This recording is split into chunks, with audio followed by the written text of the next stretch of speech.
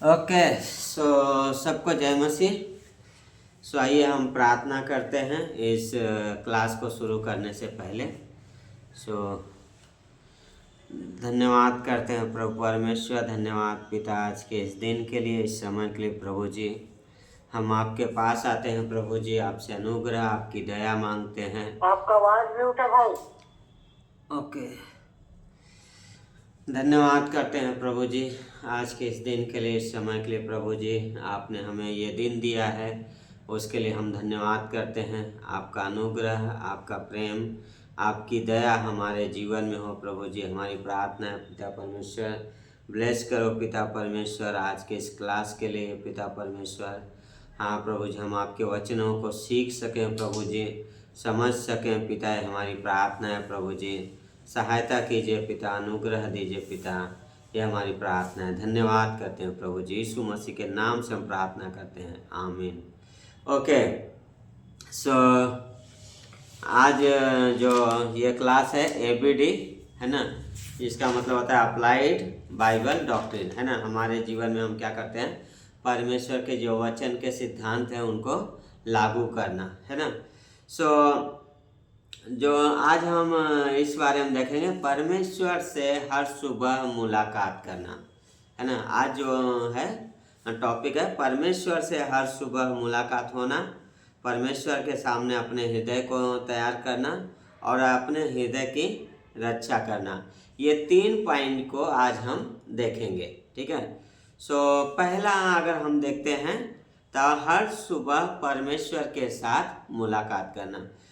हम विश्वासी एक वातावरण में रहते हैं जहाँ बहुत सारी चीज़ों से गुजरते हैं, बहुत सारी दिनचर्या है हमारे, है ना। तो उन दिनचर्या के बीच में भी परमेश्वर के से क्या है, हर सुबह मुलाकात करना एक विश्वासी के लिए बहुत ज़रूरी है ना। परमेश्वर से हर सुबह मुलाकात करना मतलब उसके साथ सहमत होना है ना।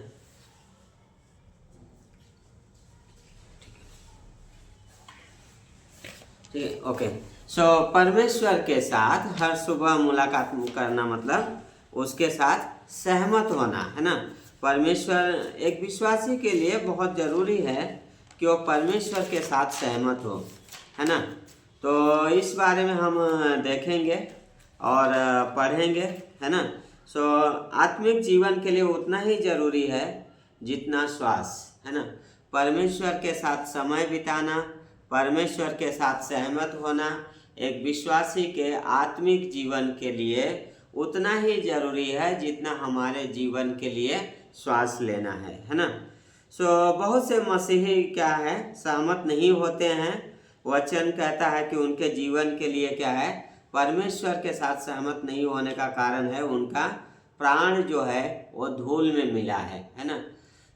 बहुत सारे जो मसीही हैं वो हर दिन परमेश्वर के साथ सहमत नहीं होते हैं। क्यों? क्योंकि उनका जो प्राण है वो धूल में मिला हुआ है ना। धूल, भजन संहिता 119 अध्याय का 25 वचन हम पढ़ेंगे।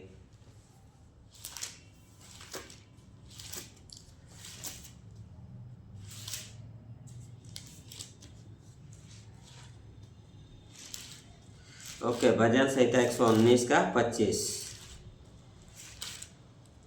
यहाँ पे लिखता है। ओके,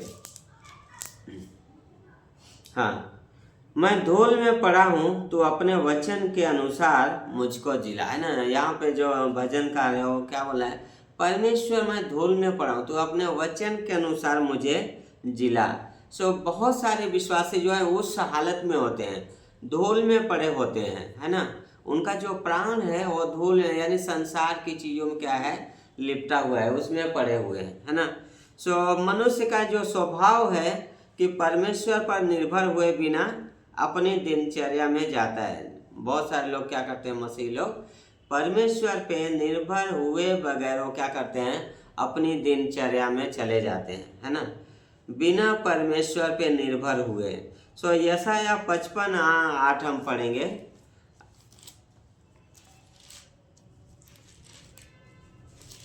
यशायाह का 55 अध्याय का 8 वचन यहाँ पे बोलता है, क्योंकि याहवे कहता है मेरे विचार और तुम्हारे विचार एक समान नहीं है, न तुम्हारी गति और मेरी गति एक सी है ना। सो परमेश्वर कह रहा है मेरे विचार और तुम्हारे विचार एक समान नहीं है, मेरी गति और तुम्हारी गति एक जैसी नहीं है। क्यों बोला? क्योंकि परमेश्वर का विचार अलग है, मनुष्य का विचार क्या सांसारिक चीज़ों में क्या है लगा हुआ है ना, वो क्या है धूल में पड़ा हुआ है। तो इसलिए बोला कि मेरे विचार तुम्हारे विचार एक समान नहीं है। एक विश्वासी होने के नाते जब सुबह में हम उठते हैं तो क्या है, कुछ भी करने से पहले परमेश्वर के साथ समय बिताना और परमेश्वर के साथ सहमत होना जरूरी है, क्योंकि हम एक विश्वासी हैं और एक विश्वासी होने के नाते हमें हर सुबह परमेश्वर के साथ समय बिताना और उसके वचन के साथ उसके साथ सहमत होना बहुत ज़रूरी है ना, एक विश्वासी के लिए। नीति वचन का 8 अध्याय का 7वां वचन पढ़ेंगे। हम नीति वचन में जाएंगे।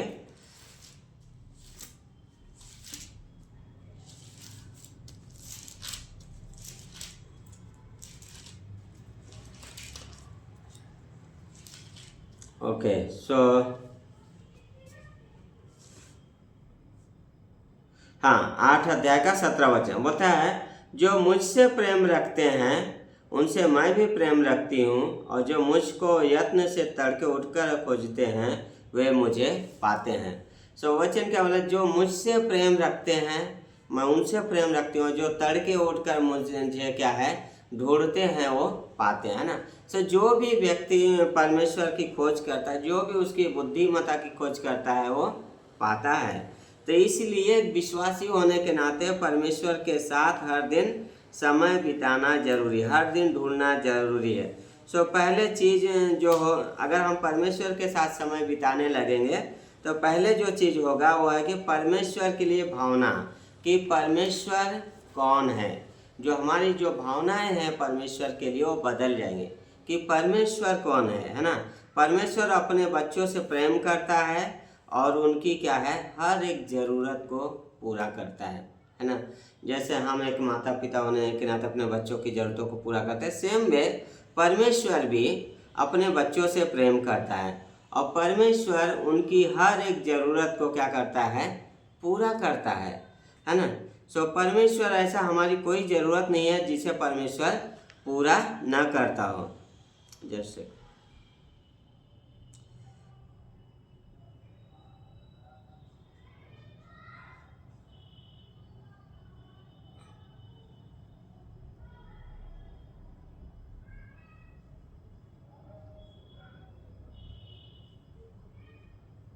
ओके, तो परमेश्वर हमारी हर एक ज़रूरत को पूरा करता है ना, क्योंकि वो परमेश्वर हमसे प्रेम करता है। सो जब हम इस दुनिया सुबह उठते हैं तो बहुत सारे दबाव, लालसाएं और समस्याएं क्या है हम महसूस करते हैं, है ना। बहुत सारी चीज़ों का महसूस करते हैं। सो परमेश्वर उनके लिए क्या करता है, मरा है। हर एक पाप के लिए, हर एक लालसाओं, हर एक दबाव के लिए परमेश्वर मरा है और हर एक पाप का उसने सारे संसार के लिए परमेश्वर ने कीमत चुकाया है ना। सो हम दूसरों से प्रेम करते हैं क्योंकि हम परमेश्वर से प्रेम करते हैं क्योंकि उसने पहले हमसे प्रेम किया है ना। जैसा नीति वचन में बोलता है जो मुझसे प्रेम कर, लेकिन सब यहाँ तो क्या है पहले परमेश्वर ने हमसे प्रेम किया है इसलिए हम उससे प्रेम करते हैं। हम देखते हैं 1 यूहन्ना का 4 अध्याय का 19 वचन। हम यहाँ पे जाएंगे 1 यूहन्ना 4:19 में।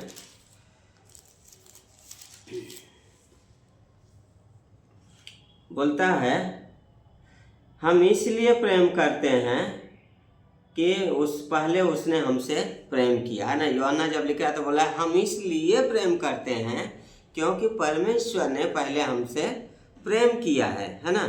हम परमेश्वर की आराधना प्रशंसा हमें करना चाहिए, है ना। कैसे हम भूल जाते हैं कि उसकी आराधना करना, है ना, जिसने हमें सब प्रकार की आत्मिक आशीष दी है। एक विश्वासी को परमेश्वर की हर सुबह आराधना और प्रशंसा करना चाहिए, लेकिन हम भूल जाते हैं। लेकिन हम कैसे भूल सकते हैं, क्योंकि बाइबल बोलता है इफिसियों का 1:3 में कि उसने स्वर्गीय स्थानों में हमें सब प्रकार की आत्मिक आशीष दिया। ऐसा कुछ भी नहीं है जो परमेश्वर ने हमसे रख छोड़ा है। बोलते हैं सब प्रकार की आत्मिक आशीष दिया है ना। सो ये कोई सुनने वाला आवाज़, सो हमें परमेश्वर की बाय द वे सुनना सीखना चाहिए। एक विश्वासी को परमेश्वर की सुनना सीखना चाहिए, है ना। हमें उसकी आवाज़ को ध्यान से सुनने की ज़रूरत है। पहला राजा 19 अध्याय का 12 वचन जब हम पढ़ते हैं तो इस बारे में बात करता है, जहाँ पे एलिया है और इजेबेल का रानी इजेबेल का मैसेज सुनती है कि कल इसी समय उनका सा हाल मैं तेरा कर दूंगी, नहीं तो देवता भी मेरे साथ वैसा ही करें। एलिया अपना प्राण लेके भागता है, गुफा में जाके छुप जाता है। परमेश्वर का दूत आता है, उसे खाना देता है, पानी देता है और पूछता है एलिया तेरा यहाँ का क्या काम। वो बोलता है परमेश्वर से मुझे जलन हुई है क्योंकि तेरे सब नबियों को उन्होंने ख़त्म कर दिया है, मैं अकेला बचा हूँ। हाँ, परमेश्वर बोलता है नहीं, है ना। सो 12वें वचन में परमेश्वर बात करता है, वो वहाँ पे लिखा है कि आग, भूकंप आता है, आग आता है, लेकिन उसके बाद एक धीमा सा शब्द सुनाई देता है और उस धीमा सा शब्द को सुन के एलिया क्या है, मुंह ढांक के क्या है, बाहर आ जाता है। सो ये धीमी आवाज़ जो है इसको ध्यान से सुनना है हमें, है ना। ये कोई सुनने वाली आवाज़ नहीं है, ये पवित्र आत्मा का वार्तालाप करने वाली आवाज़ है ना। ये जो आवाज़ हम सुनते हैं ये पवित्र आत्मा परमेश्वर का वार्तालाप करने वाली आवाज़ है। पवित्र आत्मा हमारे इंसान की आत्मा से क्या करता है, बात करता है ना। पवित्र आत्मा परमेश्वर हमारे इंसान की आत्मा से बात करता है। सो परमेश्वर हमारे ध्यान को क्या है, चाहता है। परमेश्वर चाहता है कि हम उसे ध्यान दें। हमारे दिन के में हमें क्या है, उसे मौके देना चाहिए। परमेश्वर को हमारे जीवन के लिए क्या है, बात करें, है ना। हमें चाहिए कि हम उसे मौका दें कि परमेश्वर हमारे दिनचर्या के बारे में हमसे बात करे, बहुत ज़रूरी है। सो बिना किसी विचार के, बिना किसी रुकावट के हमें परमेश्वर के पास जाना चाहिए और उसे क्या है, मौके देना चाहिए, है ना। सो हमें बिना किसी स्वार्थ के परमेश्वर की आवाज़ सुनने के लिए उसके साथ समय बिताना जरूरी है। ज़्यादातर क्या होता है, हम कलीसिया में जाते हैं, परमेश्वर के पास जाते हैं स्वार्थ के साथ चाहिए, है ना। जब हमारे लाइफ में कुछ समस्याएं चल रही होती, कुछ चल रहा होता है तो हम चाहते हैं कि परमेश्वर बोले इसके बारे में, है ना। पर एक विश्वासी होने के नाते हमें बिना किसी स्वार्थ के परमेश्वर के पास जाना चाहिए और उसकी सुनने के लिए क्या है, उसकी आवाज़ सुनना चाहिए, है ना। सो बाइबल बोलता है हमें क्या है, उसके साथ समय बिताना जरूरी है। बोलता है यदि हम परमेश्वर से हर सुबह मिलना चाहते हैं तो क्या है, खुद को परमेश्वर के सामने नम्र करना जरूरी है। एक विश्वासी को यदि परमेश्वर की आवाज़ सुनना है तो उसे परमेश्वर के सामने नम्र होना जरूरी है। याकूब का 4 अध्याय का 10वां वचन हम पढ़ेंगे। नए नियम में याकूब का 4 अध्याय का 10 वचन, इब्रानियों के बाद याकूब।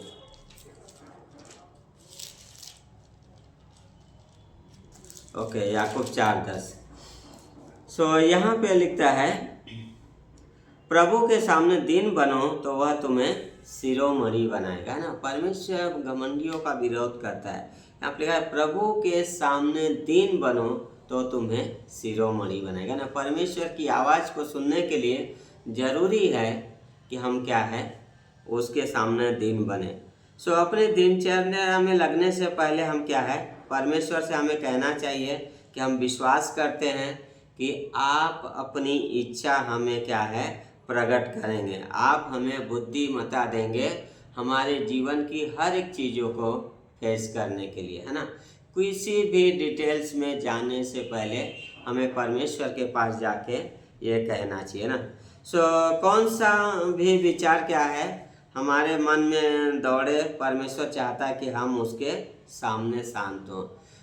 इस संसार के विचार, हमारे जो अपने विचार, जो बहुत सारी चीज़ें, प्रॉब्लम, समस्याएं, इस तरीके कौन सा भी विचार हमारे जीवन में दौड़े, उससे पहले परमेश्वर चाहता है कि हम उसके सामने शांत हों। पहला थिस्सलुनीकियों का 4:11 वहाँ पे बोलता है चुपचाप रहने में और काम करने में क्या है, प्रकट करो, है ना। सो यशायाह कहता है शांत रहने में ही तुम्हारी क्या है, वीरता है। यशायाह 30:15। एक विश्वासी का जो आत्मिक मजबूती का कारण होता है वो परमेश्वर के सामने शांत रहकर उसकी आवाज़ को सुनना। यशायाह 30:15 हम पढ़ेंगे।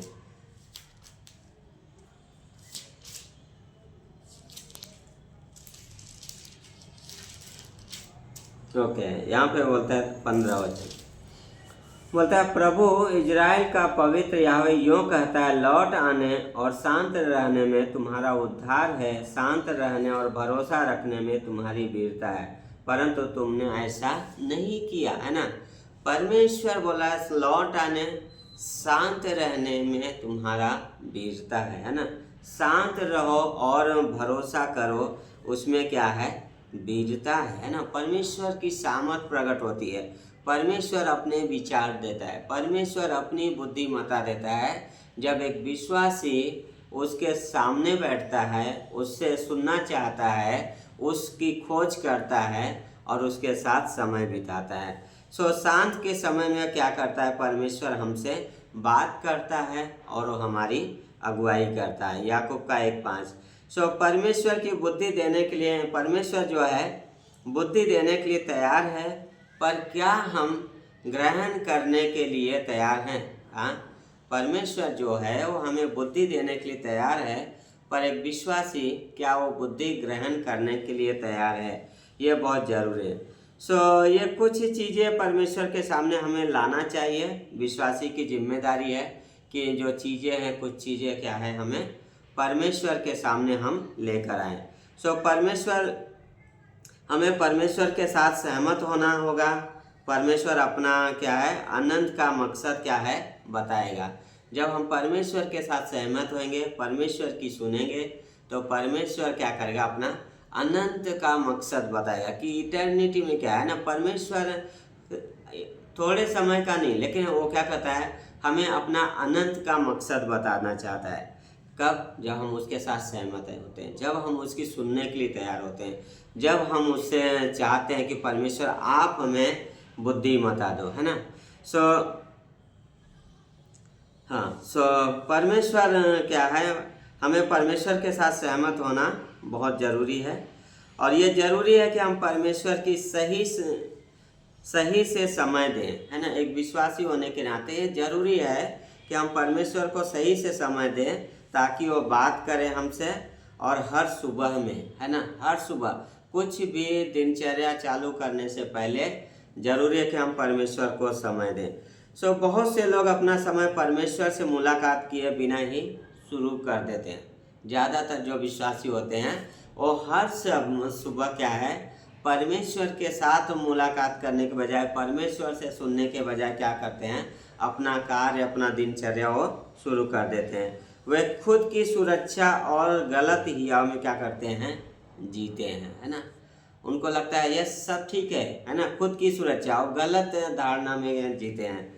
सोचते हैं कि बिना परमेश्वर के हम क्या है, जी लेंगे, पर ऐसा नहीं हो सकता। बिना परमेश्वर के, खास करके आत्मिक जीवन, कोई भी व्यक्ति नहीं जी सकता बिना उसके साथ समय बिताए, है ना।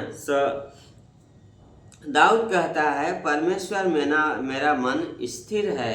भजन संहिता 57:7 हम पढ़ेंगे।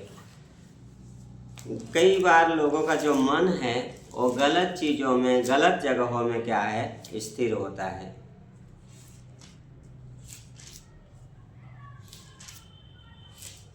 सत्तावन 7 बोलता है, हे परमेश्वर मेरा मन स्थिर है, मेरा मन स्थिर है, मैं गाऊंगा वरन भजन कीर्तन करूंगा। दाऊद जब ये भजन लिख रहा था तो बहुत सारी चीज़ों से जा रहा है ना, बहुत सारी समस्याओं से गुजर रहा है और ट्रायल से गुजर रहा है, लेकिन वो बोला परमेश्वर मेरा मन क्या है, स्थिर है, मैं गाऊंगा, मैं भजन कीर्तन करूंगा, है ना। तो वो चीज़ें है कि हमें परमेश्वर की ओर ध्यान से क्या है, सुनना चाहिए। हमें परमेश्वर ध्यान उस पर लगाना चाहिए, परमेश्वर की ध्यान से सुनना है, परमेश्वर पे ध्यान लगाना है। जब हम परमेश्वर के पास जाते हैं, जब हम बाइबल पढ़ते हैं, जब हम प्रार्थना करते हैं, तो हमारा ध्यान परमेश्वर पे होना चाहिए। जब हम शांत होकर उसके सामने बैठते हैं तो हमारा ध्यान परमेश्वर पे होना चाहिए, ना कि हम चलो ठीक है सब कर लिया हो गया। ऐसा नहीं होना चाहिए कि क्या है चलो सब ठीक है ओके हो गया, ध्यान कहीं और नहीं, ध्यान हमें उस पर लगाना है ताकि हम उसकी सुन सके परमेश्वर की कि परमेश्वर क्या कह रहा है। जब हम परमेश्वर पे ध्यान लगाएंगे तब परमेश्वर हमारे शांत समय में क्या करेगा, हमसे बात करेगा। हर सुबह पूरे ध्यान से हमें क्या है उसकी सुनने की ज़रूरत है, उसमें विश्वास मिलाना है, तब हम उसकी सुन पाएंगे। इब्रानियों का 4 अध्याय का 2 वचन है ना, सुनना और उस पर विश्वास मिलाना, 2 चीज़ जरूरी है। जब हम कुछ सुन रहे हैं, जब परमेश्वर हमें कुछ वचन दे रहा है तो उस पर विश्वास मिलाना जरूरी है। दूसरा वचन बोलता है इब्रानियों 4 क्योंकि हमें उन्हीं की तरह सुसमाचार सुनाया गया है, पर सुने हुए वचन से उन्हें कुछ लाभ न हुआ, क्योंकि सुनने वालों के मन में विश्वास के साथ नहीं बैठा, है ना। लेखक बोला हमें उन्हीं की तरह सुसमाचार सुनाया गया है ना, लेकिन जो लोगों ने सुसमाचार सुना उनके अंदर क्या हुआ, वो सुसमाचार जो है विश्वास के साथ नहीं बैठा। सुने तो जरूर लेकिन उस पर विश्वास नहीं मिला है ना। सो ये आसान है कि हम वचन का क्या है सुन लें पर वचन पे चलने वाले ना हो। बहुत आसान है और बहुत समय ये ऐसा होता है। और याकूब बोलता है कि सिर्फ वचन सुनने वाले नहीं पर वचन पे चलने वाले बनो, है ना। तो ये बहुत हमें इस पे ध्यान देने की ज़रूरत है। 22 वचन याकूब 1:22 बोलता है परंतु वचन पर चलने वाले बनो, है ना। जस्ट ओके तो याकूब 1:22 बोलता है परंतु वचन पर चलने वाले बनो, है ना। हाँ बोलता है वचन पर चलने वाले बनो और केवल सुनने वाले ही नहीं जो अपने आप को धोखा देते हैं ना। तो बोला है वचन पे चलने वाले बनो, सिर्फ सुनने वाले नहीं। जैसा इब्रानियों में बोलता है उन्होंने सुनाया गया था, हमारे जैसा ही उनको भी सुसमाचार सुनाया गया था पर उन्होंने विश्वास नहीं किया, है ना। तो वचन सिर्फ सुनना नहीं है, जब परमेश्वर कुछ दे रहा है वचन से बात कर रहा है तो हमें उस पर विश्वास करना जरूरी है। हाँ उस वचन पे विश्वास करना जरूरी है और उस पर बिना विश्वास मिलाए हमारे जीवन में कार्य नहीं करता है ना। सो शैतान संसार पुराना पापी स्वभाव बहुत से कारण बताएंगे कि क्यों विश्वास नहीं मिलाना चाहिए। ये जो चीज़ें हैं वो शैतान है, संसार है, हमारा पुराना पापी स्वभाव हमें बहुत सारे कारण बता देंगे कि क्यों हमें वचन में विश्वास नहीं मिलाना चाहिए। पर वचन ये बोलता है कि हम जो वचन सुनते हैं उस पर विश्वास मिलाना जरूरी है।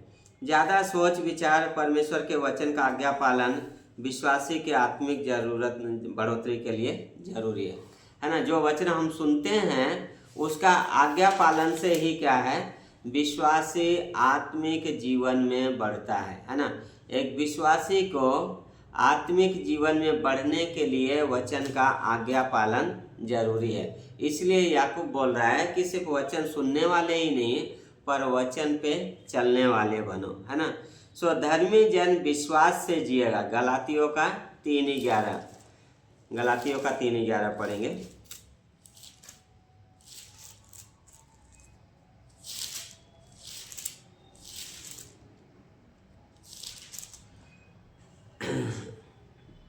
ओके बोलता है पर यह बात प्रकट है कि व्यवस्था के द्वारा परमेश्वर के यहाँ कोई भी धर्मी नहीं ठहरता, क्योंकि धर्मी जन विश्वास से जीवित रहेगा, है ना। सो इसलिए विश्वास मिलाना जरूरी है। सो हमारे जीवन में नकारात्मक चीज़ें जो से क्या है डील करने के लिए परमेश्वर के साथ समय बिताना जरूरी है। जब से सो हमारे विश्वासी जीवन में जो नकारात्मक चीज़ें आती है, जो चीज़ें चलती हैं, उन चीज़ों को डील करने के लिए हमें परमेश्वर के साथ समय बिताना जरूरी है ना।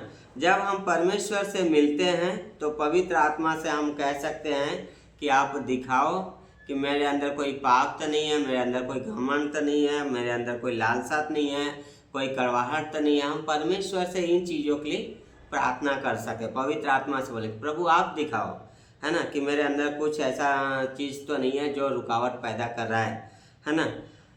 हम हमारा एक बोझ क्या है और हर एक रुकावट परमेश्वर को दे सकते हैं। यीशु मसीह ने बोला ना, हे बोझ से दबे हुए लोगों क्या करो तुम मेरे पास आओ, है ना। हम हमारे जीवन का हर एक बोझ, हर एक समस्या, हर एक रुकावट हम परमेश्वर को दे सकते हैं। बहुत अद्भुत है। अगला हम देखेंगे परमेश्वर के सामने शांत हृदय को तैयार करना, है ना। परमेश्वर के सामने शांत हृदय को अपने हृदय को तैयार करना।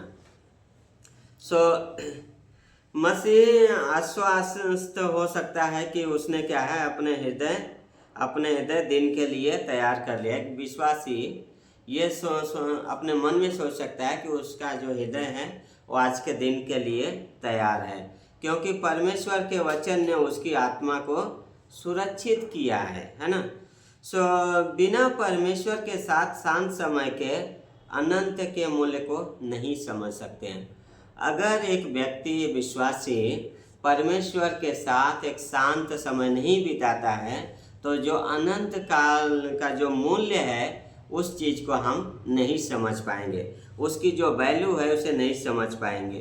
तो हर विश्वासी को परमेश्वर की आज्ञा पालन करने के लिए तैयार रहना चाहिए, है ना।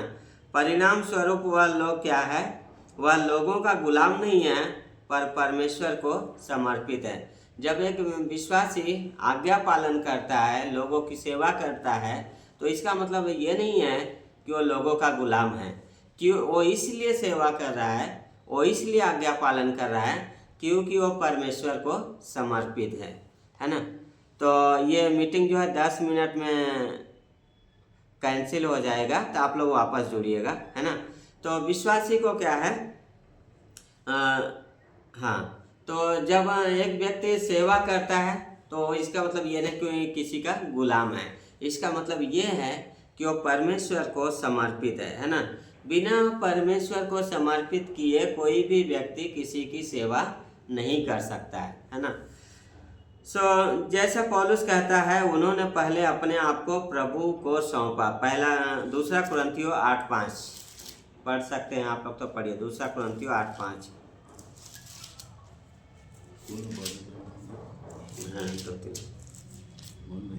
हाँ दूसरा कुरिन्थियों 8:5 ओके।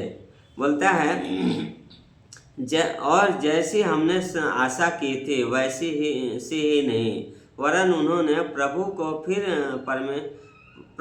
फिर परमेश्वर की इच्छा से हमको भी अपने आप को दे दिया। तो जो कुरिन्थी की कलीसिया थी, उन्होंने दान देने से पहले क्या किया, अपने आप को पहले प्रभु को सौंपा, फिर अपनी इच्छा से कलीसिया को सौंपा। देखें, बिना हम अपने आप को प्रभु को सौंपे हम प्रभु की सेवा नहीं कर सकते हैं, है ना। हम गलत धारणा में, गलत चीज़ों में और धोखे में जी रहे होंगे। इसलिए एक विश्वासी को जरूरी है कि वो अपने आप को पहले प्रभु को सौंपे, जैसा यहाँ पौलुस बोला है। बहुत ज़रूरी है कि दिन की शुरुआत करने से पहले परमेश्वर से हम मुलाकात करें। जब हमारे दिन का जो शुरुआत होता है, वो शुरुआत करने से पहले हम परमेश्वर के साथ मुलाकात करें, ये बहुत ही ज़रूरी है ना। जब हम परमेश्वर के साथ समय बिताने लग जाते हैं तो जो अंदरूनी स्वभाव होगा वो क्या होएगा, नम्रता का होएगा। जब एक विश्वासी परमेश्वर के साथ समय बिताना चालू कर देगा तो उसका जो अंदरूनी जो स्वभाव पैदा होएगा वो क्या होएगा, नम्र स्वभाव होएगा, नम्रता का स्वभाव होएगा। उसके अंदर कड़वाहट नहीं होएगा, उसके अंदर खुद के बारे में नहीं सोचेगा और दूसरों के हित की भी सोचेगा, और वो परमेश्वर की महिमा के लिए सोचेगा। क्यों? क्योंकि वो परमेश्वर के साथ समय बिता रहा है और परमेश्वर उसके जीवन में कार्य कर रहा है और परमेश्वर उसके द्वारा कार्य करता है। ज़्यादातर समय क्या होता है, हम परमेश्वर की तरह सेवा करना चाहते हैं पर उस परमेश्वर के साथ ही समय नहीं बिताना चाहते हैं। ये इस तरीके से है, सोचिए बैंक है ना, और वो लोन देना चाहे और उसके पास ही पैसा नहीं है तो क्या होएगा, वो तो खुद ही बैंक रखते हैं, है ना। इसलिए विश्वासी को जरूरी है कि पहले वो परमेश्वर के साथ समय बिताए, है ना। और जब हम परमेश्वर के साथ समय बिताने लग जाते हैं तो क्या है, हमारा अंदरूनी स्वभाव बदलता है, बाहरी नहीं। परमेश्वर जो है हमारे हृदय के अंदर काम करता है, अंदरूनी स्वभाव को बदलता है। सो भजन संहिता 51:17 में हम पढ़ेंगे।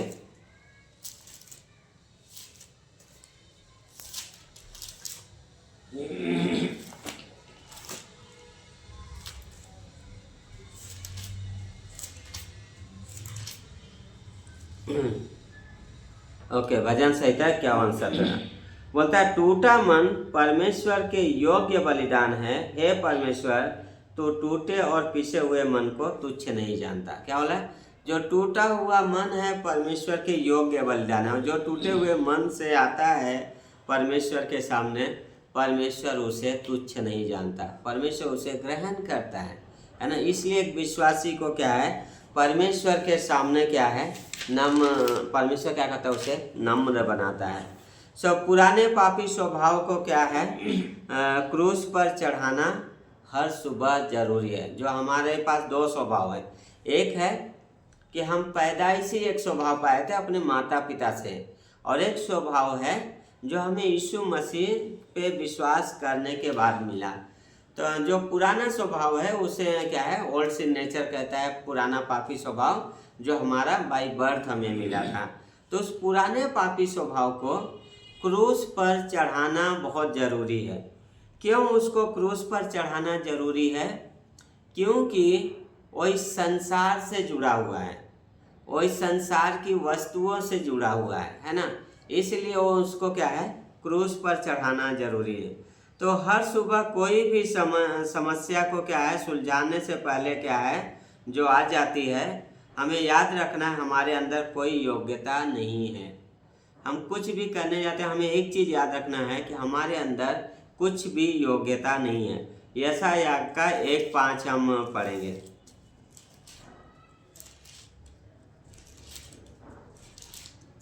ओके, यशायाह 1:5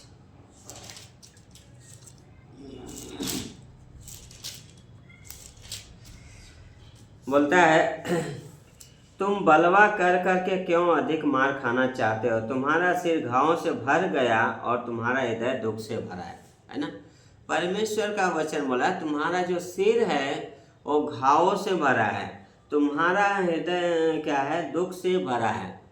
इंसान के अंदर, विश्वासी के अंदर ऐसी कोई योग्यता नहीं है ना कि वो चीज़ों को डील कर सके। इसीलिए हमें क्या है, पर क्रूस के पास जाना जरूरी है, परमेश्वर के सिंहासन के पास जाना जरूरी है, और परमेश्वर से सहायता मांगना जरूरी है हमारे इस आत्मिक जीवन में सस्टेन करने के लिए, चलने के लिए, परमेश्वर की आराधना में बढ़ने के लिए हमें उसके पास जाना जरूरी है। तो हर सुबह जरूरी है कि हम कुछ भी शुरू करें, कोई भी समस्या को डील करें, उससे पहले हम परमेश्वर के पास जाएं, है ना। हम परमेश्वर के पास जाए। एक मसीही होने के नाते बुराई हमारे हृदय में क्या है, हमें विरासत में मिली है। जो बुराई और बुराई के जो विचार हैं, एक विश्वासी को विरासत में मिला है। हाँ, बहुत सारे बुराइयाँ आती है ना, बहुत सारे बुराई के विचार है, कहाँ से आते हैं, वो सब विरासत में मिला है, पुराना पापी स्वभाव, है ना। हमें ये याद रखना है कि ये हमें विरासत में मिली है, पर हमें यह भी याद रखना है कि मसीह की करुणा जो है वो हमारे लिए हर दिन नई होती रहती है। ये हमारे पास कोई योग्यता नहीं है, बुराई हमें विरासत में मिली है, लेकिन हमारे लिए परमेश्वर की जो करुणा दया है वो हर सुबह नई होती रहती है। बिलाप गीत का 3 का 22 और 23 वचन पढ़ेंगे और फिर उसके बाद हम इसको रीस्टार्ट करेंगे।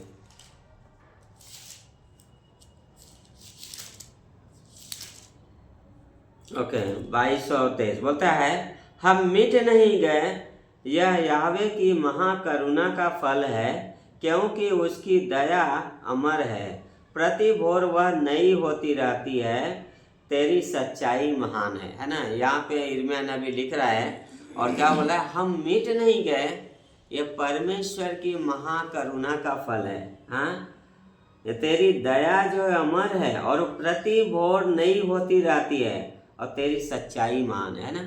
एक विश्वासी के लिए हम कितना भी गिर जाएं, आप कितने भी बड़े पाप में गिर गए, आप कितनी बड़ी समस्या में गिर गए, कभी भी ये मत सोचिए कि आप वापस नहीं आ सकते। आप जिस क्षण पुकारेंगे उस समय परमेश्वर की जो करुणा है वो एकदम नई हो जाएगी, एकदम नई है। पता है मत्ती का 14 अध्याय में पतरस वहाँ पे पानी पे चल रहा था और जब तूफान को देखा वो डूबने लगा। हाँ, ये नहीं बोला यीशु मसीह ने क्या पतरस तू तो बहुत बड़बोलापन का दिखा रहा था और चल रहा था अभी क्या, नहीं, उसने छोटी सी प्रार्थना किया, प्रभु मुझे बचा। सबसे छोटी प्रार्थना है, प्रभु मुझे बचा। और वहाँ पे लिखा यीशु ने हाथ बढ़ाया और पतरस को बचा लिया, है ना। सो हम ऐसे कहीं भी नहीं गिरे हैं जहाँ से परमेश्वर हमें उठा ना सके। हम ऐसा इतना भी पीछे नहीं गए हैं कि हमें परमेश्वर वापस ला ना सके। हमें सिर्फ उसे पुकारने की ज़रूरत है, हमें उसके पास आने की ज़रूरत है। परमेश्वर की करुणा हमारे लिए प्रतिभोर नई होती रहती है। ओके, सो हम रिज्वाइन करेंगे। तो आप लोग भी कट हो रहा है, फिर से जुड़िए।